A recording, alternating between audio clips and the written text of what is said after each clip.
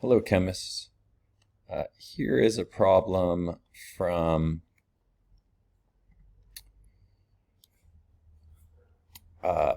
calorimetry where we drop a piece of hot metal, in this case aluminum, into some cool water in order to calculate the final temperature of the mixture, which will have both the water and the aluminum in it.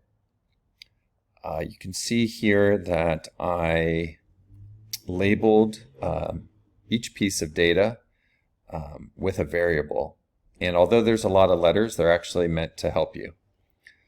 So first, I have a 387 gram piece of aluminum.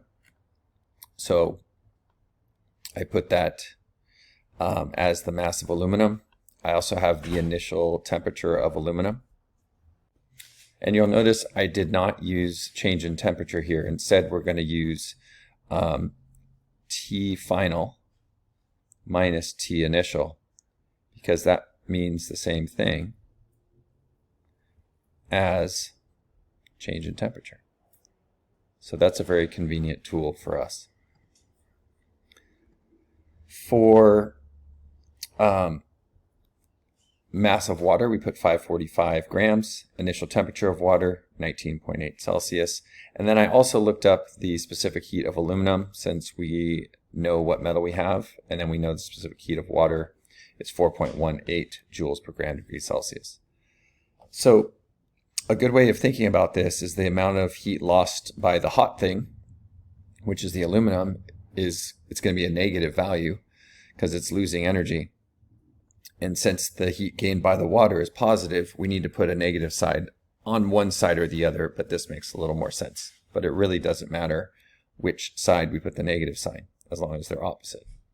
So the heat lost by the aluminum, I rewrote it here, is equal to the heat gained by the water. And using our algebra skills, we can just sub in mc delta T for each side of this.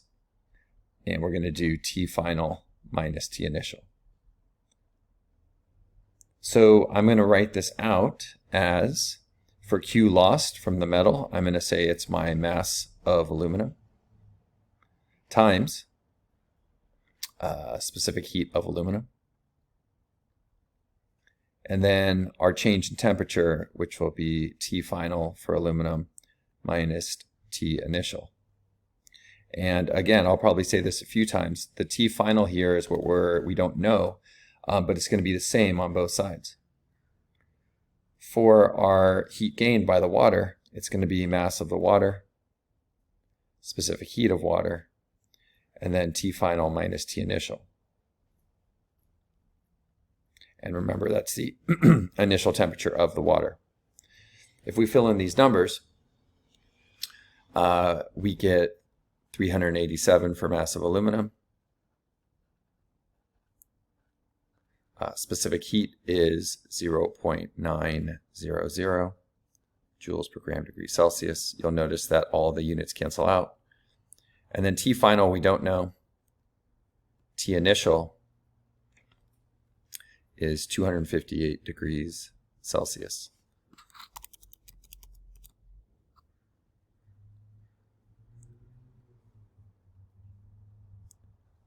And then on the other side, use brackets to keep my negative straight. Mass of water is 545. Specific heat of water is 4.18 joules per gram degree Celsius. You don't need to put in units, but it is a good tool for checking that everything cancels out. And then our T final is going to be the same as aluminum's final temperature. And we start at 19.8 degrees Celsius. Now, I'm not going to go through every step of the math here, but on each side we want to combine like terms, distribute those values, and what you get after doing a little bit of algebra here is somewhere around 348.3. I encourage you to do these steps on your calculator to make sure you can do the algebra, because that can be a little tricky. So 348, that's a 0.3. times TF minus 89,861 is what I got. And did a little bit of rounding there, but not a ton.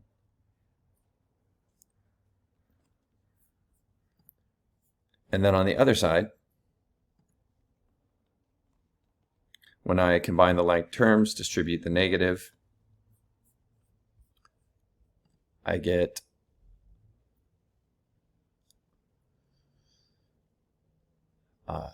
negative 2278.1 TF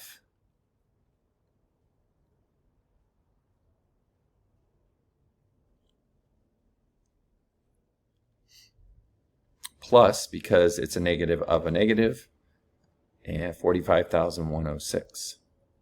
On my answer key, I actually have this flipped, where the negatives are on the other side, but it actually doesn't matter. So when we solve for TF here, we're going to get a final temperature. Again, we have to get T by himself, and then we end up getting 51.4 degrees Celsius.